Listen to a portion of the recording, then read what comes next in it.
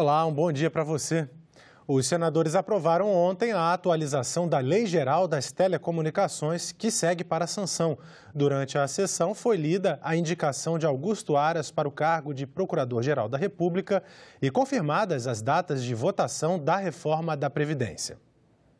Os senadores aprovaram o projeto que moderniza a Lei Geral das Telecomunicações. Ele transfere a infraestrutura de telecomunicações da União para as concessionárias. Em contrapartida, essas empresas devem investir na expansão dos serviços e ampliar a banda larga no país, democratizando o acesso à internet móvel e chegando ao 5G. E vai destravar importantes investimentos no setor de telecomunicações. Afirmo mais, senhor presidente. Tem um acordo que foi feito pelos partidos aqui. Nós vamos apresentar um projeto de lei que vai definir uma política pública de aplicação dos recursos para a expansão da banda larga. Assim como foi feito no Luz para Todos, terá um programa Banda Larga para Todos, para poder priorizar a implantação da banda larga no Norte e no Nordeste. Passamos a dar ao país, ao Brasil, um novo tempo, que é um tempo de atualização de uma lei de mais de 20 anos de atraso, mais atraso, porque ela foi feita na lógica da telefonia fixa, na lógica dos orelhões. O presidente do Senado, Davi Alcolumbre, recebeu e leu em plenário a indicação do subprocurador Augusto Aras para o cargo de Procurador-Geral da República. Alcolumbre enviou essa indicação para a Comissão de Constituição e Justiça, onde Aras será sabatinado. E o relator vai ser o senador Eduardo Braga, líder da maioria. O presidente confirmou a votação do primeiro turno da reforma da Previdência para o dia 24 de setembro.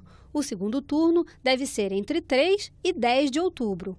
Para isso, haverá sessões deliberativas às segundas e sextas-feiras, que devem contar como sessões de discussão da reforma. São necessários 5 dias de discussão para a votação em primeiro turno e 3 dias para a votação em segundo turno. Nesta quarta-feira, foi feita a segunda sessão de discussão da reforma da Previdência, tanto para a PEC principal como para a paralela. O relator, senador Tasso Gereissati, decidiu tirar do texto da PEC principal as chamadas emendas de supressão, que são como cortes no texto. Apesar de elas não mudarem o mérito do texto, ele tomou essa decisão para que não haja qualquer possibilidade da proposta ter que voltar para a Câmara dos Deputados e ser votada novamente. Os pontos que serão retirados da proposta principal e colocados na PEC paralela são o que coloca na reforma os trabalhadores informais e o que amplia para estados e municípios a possibilidade de criar contribuições extraordinárias. E ao sair do plenário, o presidente do Senado, Davi Alcolumbre, afirmou que a demissão do secretário da Receita Federal, Marcos Cintra, não vai atrapalhar a tramitação da reforma tributária. Alcolumbre disse ainda que é contra a criação de novos impostos. Nós vamos tratar naturalmente os próximos dias até a votação dessa matéria, conversando com o governo, dialogando e buscando entendimento. A nossa relação em relação à votação dessa matéria tem sido com o ministro Paulo Guedes. Lógico, evidente que o secretário era um interlocutor nessa relação. Mas com certeza absoluta o governo encontrará outro interlocutor que possa fazer e estabelecer o diálogo. E o que a gente quer é ter a consciência do resultado dessa matéria. A gente não tem que entender que essa matéria terá nome e sobrenome. O que essa matéria e o que as pessoas têm que compreender é que nós estamos lutando pelo resultado dessa matéria, para desburocratizar a vida dos brasileiros e promover o desenvolvimento econômico, gerando emprego e riqueza no Brasil. O senhor já falou que é contra o CPMF. A saída do Cintra hoje, o senhor acha que enfraquece, então, a proposta do CPMF? Não sei, porque o secretário Cintra defendia uma tributação. Então, a saída dele, com certeza, vai compactuar com a minha tese, que os brasileiros não aguentam mais pagar impostos. A reforma da Previdência também foi discutida em reunião de Davi Alcolumbre com o presidente de assembleias legislativas de todo o país. Eles se reuniram na na presidência do Senado para tratar das mudanças nas aposentadorias dos estados. Os presidentes das assembleias legislativas vieram a Brasília para tratar com senadores da inclusão dos estados e municípios na reforma da Previdência. É a chamada PEC paralela, que tramita em conjunto com a PEC principal da reforma. Eles foram recebidos pelo presidente do Senado, Davi Alcolumbre, e pela presidente da Comissão de Constituição e Justiça, Simone Tebet. Os presidentes das assembleias de todos os estados brasileiros vieram ao nosso gabinete por conta de que a redação que foi apresentada pelo senador Tasso Gereissati e acolhida na CCJ é a oportunidade das assembleias legislativas, por lei ordinária, fazerem a adesão ao texto constitucional. Nos preocupa o teor dessa PEC. Não adianta nós dizermos aqui que a apoiamos sem a conhecer, sem saber a questão final, mas ela facilita, sem dúvida, a questão estadual. Nós entendemos que isso é muito importante e por isso que viemos aqui com todos para essa fala com a presidência do Senado. A PEC paralela já passou aqui pela Comissão de Constituição e Justiça e aguarda as 5 sessões deliberativas regimentais para ser apreciada no plenário do Senado. A expectativa é de que ela seja votada em primeiro turno na terça-feira, dia 24. Os deputados estaduais também defenderam o fim da Lei Candir, que prevê a isenção do pagamento do ICMS sobre as exportações de produtos primários, como itens agrícolas. Por conta da desoneração deste tributo de competência estadual, os governadores sempre protestaram contra essa lei. Demonstramos aos senadores a importância de se rever essa legislação que penaliza os estados, mas que, acima de tudo, penaliza a indústria brasileira. Um número importante é que, na década de 90, a indústria de transformação chegou a representar 29% do PIB nacional. Hoje representa 9,2%, ou seja, é o menor número desde 1947. Isso é unanimidade. 27 assembleias do Brasil estão falando a mesma língua. Não pode fingir que está pagando e não pagar nada. E o Estado está bancando a balança comercial do país e tendo que tem dívida com o governo federal. Então é basicamente isso. Nós queremos receber a nossa parte. O que nós queremos é que cada estado possa fazer a sua legislação em relação a esse tema. Dúvidas sobre a necessidade de impor cotas de conteúdo nacional na programação veiculada por aplicativos de internet adiaram a votação de um projeto de lei na Comissão de Ciência e Tecnologia. Esqueça, se possível, as cores da camisa. Toda semana, em todo o país, acontece um espetáculo de sons e imagens que envolve milhões de pessoas e é também um negócio milionário no qual ninguém gosta de perder. Pois é, e quem por uma ou outra razão ficou do lado de fora do estádio, vem ganhando mais e mais opções. Por exemplo, as transmissões via internet dos aplicativos. Os preços são atraentes e o cardápio é variado. Esportes, filmes, séries e o espectador não tem que aderir aos combos da TV paga. R$ 9,90 por mês. Uma gigante do e-commerce anuncia sua plataforma de vídeos on demand.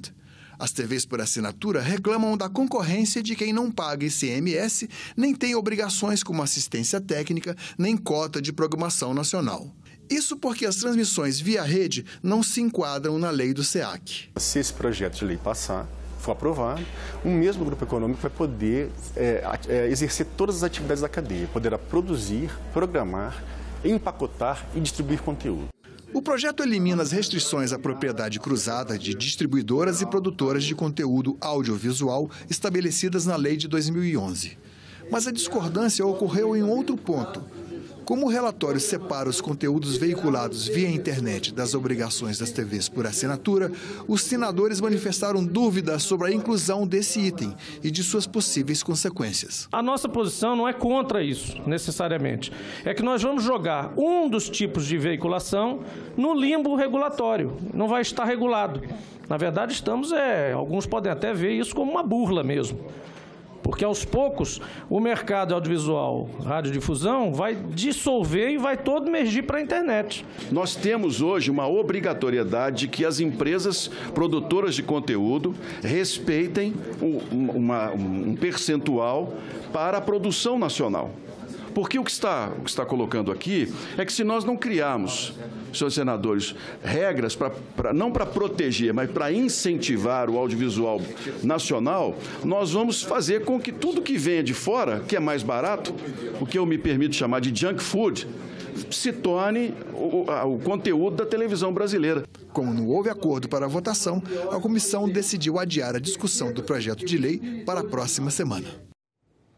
Mais rigor para agressores de mulheres e para torcidas organizadas que cometem atos de violência, inclusive em treinos e em aeroportos. E a regulamentação da prática do nudismo, projetos aprovados pela Comissão de Constituição e Justiça.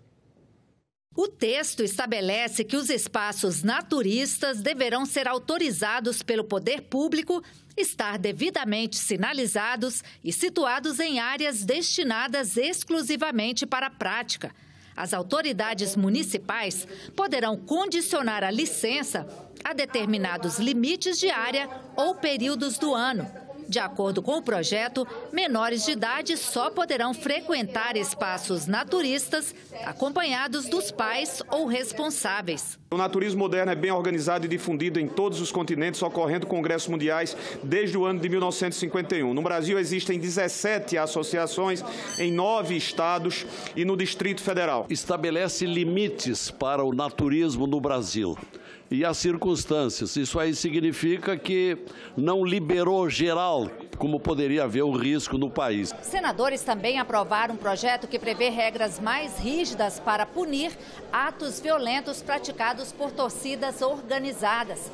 Além de ampliar os casos passíveis de punição, o texto aumenta de 3 para 5 anos o afastamento das torcidas condenadas por violência em eventos esportivos. Ex-jogadora de vôlei, a senadora Leila Barros foi a relatora da proposta que veio da Câmara. É muito comum, que atletas, dirigentes, eles sejam alvos de torcidas organizadas saindo de aeroportos, acabou um jogo, está retornando à capital, perde o jogo, a torcida vai lá, agride vários torcedores, invadem também centros de treinamentos. Então, sou totalmente a favor, que por experiência pessoal também já sofri esse tipo de agressão. Uma proposta que não chegou a ser votada, mas foi debatida pelos senadores, prevê medidas para tentar evitar a reincidência de agressões contra mulheres.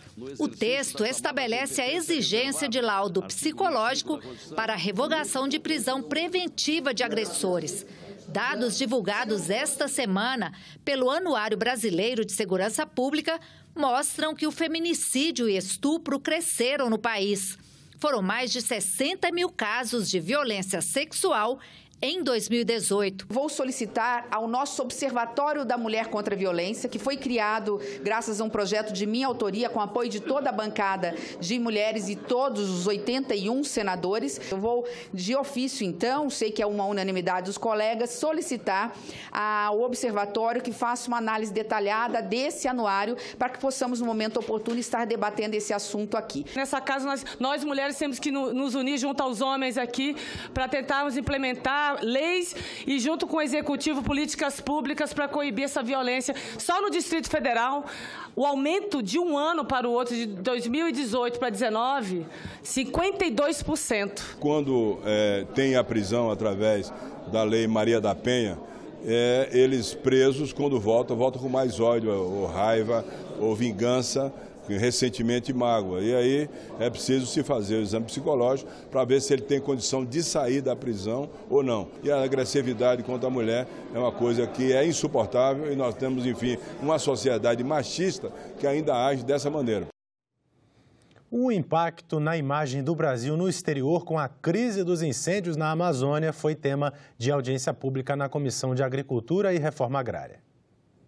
Após a crise do fogo na floresta, a Presidência da República criou uma campanha para combater a visão negativa sobre o Brasil, sobretudo em países da União Europeia, e em especial contra a agropecuária brasileira. O Brasil alimenta 1,2 bilhão de pessoas e usa só 7,8% das suas terras com lavoura. E tem sinais de que tem interesses econômicos em relação a essa desconstrução do Brasil. O Brasil, na agricultura, é comparado internacionalmente ao que a China é na indústria. Nós somos vistos como um grande êxito e como uma ameaça. E isso significa que, quando nós nos aproximamos dos nossos interlocutores, a reação deles é reativa. Na Amazônia, 85% da Amazônia, do bioma amazônico, ainda está preservado. O agronegócio na Amazônia é ínfimo. 0,9% da área da Amazônia tem agricultura, que é no Pará e Rondônia, e 0,1% é pecuária. A estratégia é mostrar que 90% do crescimento da produção agropecuária se deu sobre áreas de pastagens e não sobre as de preservação. Quanto mais intensivo o nosso setor for, mais sustentável ele vai ser. E o Acordo de Paris expressa exatamente isso.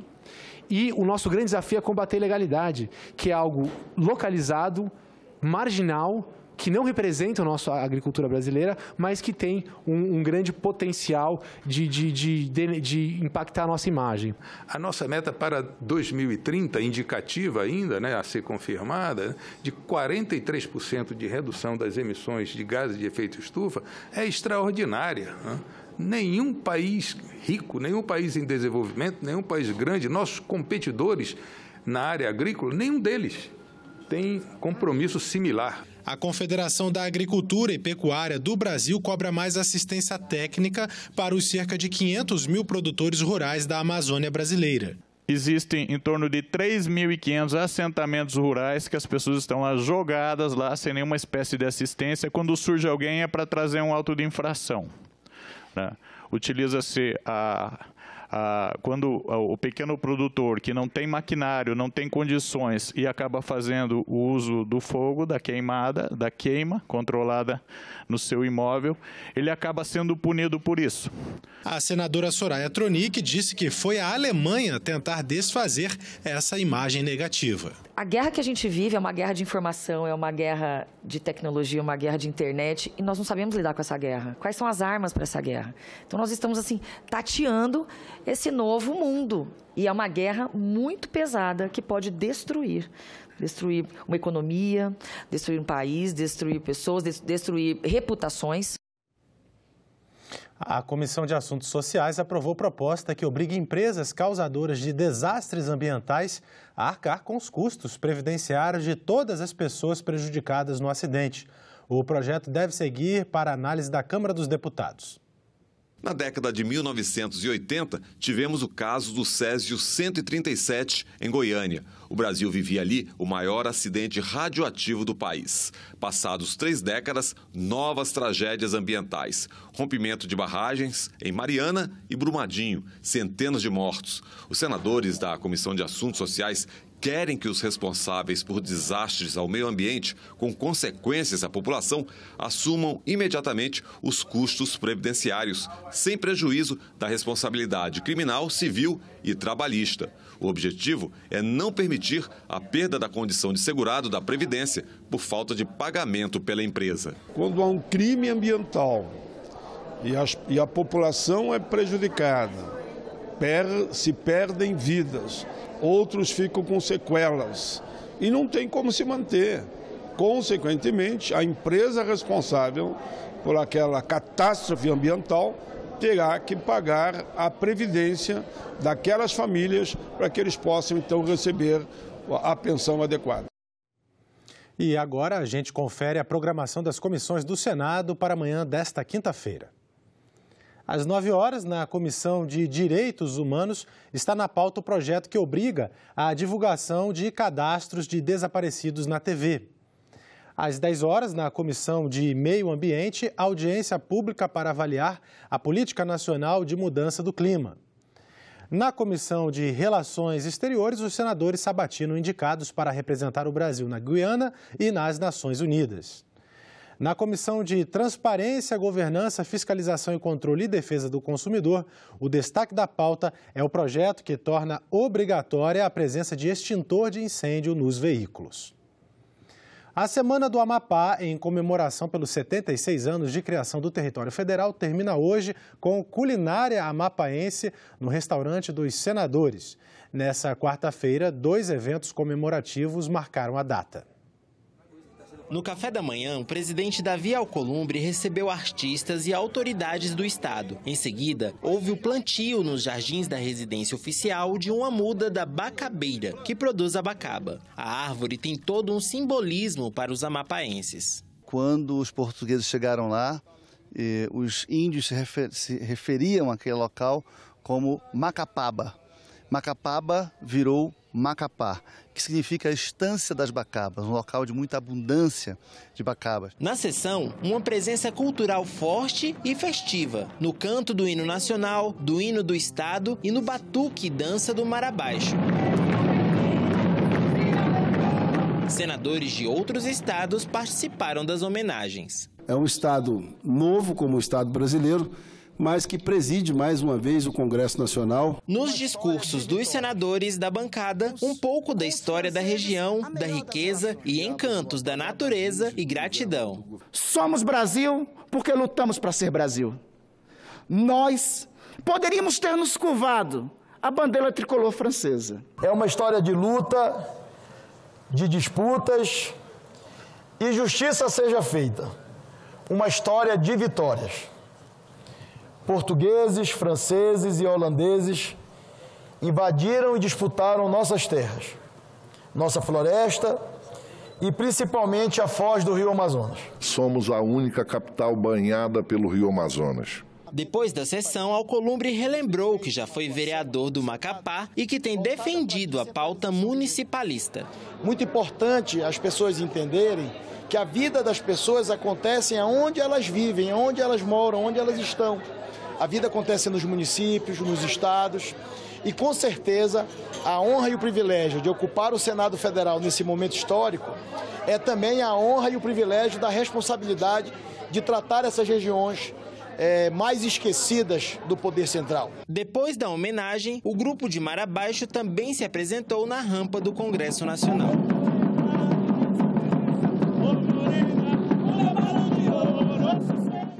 E nessa quarta-feira também foi celebrado o Dia do Cerrado. O Senado organizou um evento comemorativo no Jardim Botânico de Brasília.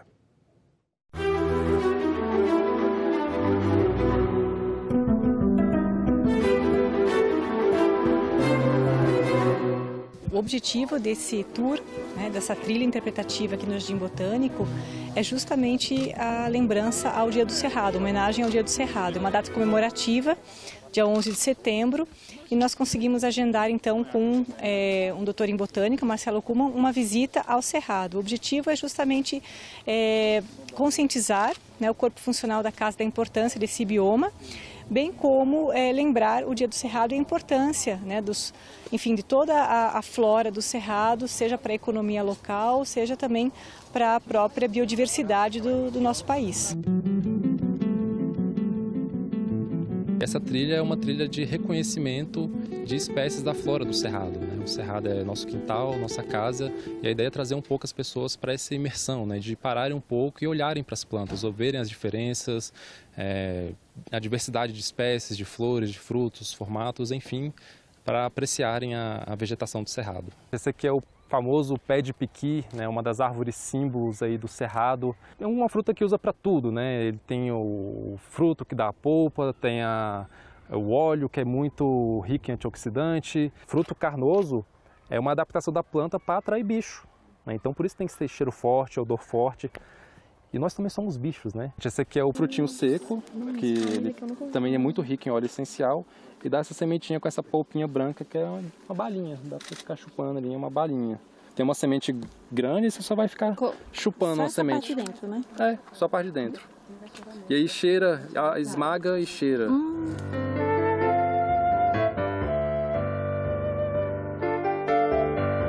É muito contagiante a gente estar aqui no meio desse cerrado e a gente só tem a aprender, A gente procura se informar mais ainda para que a gente possa preservar mais ainda o nosso cerrado, Cada um de nós desvalor mais o nosso cerrado, valorizar mais o jardim, mais as coisas assim. É uma vida que tem para nós, que Deus fez tudo e criou para nós cuidar deles. E hoje não, é o contrário, destruindo.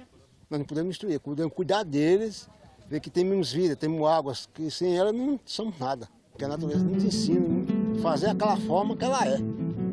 Isso que é o maravilhoso, que ela vai ensinando a gente como trabalhar.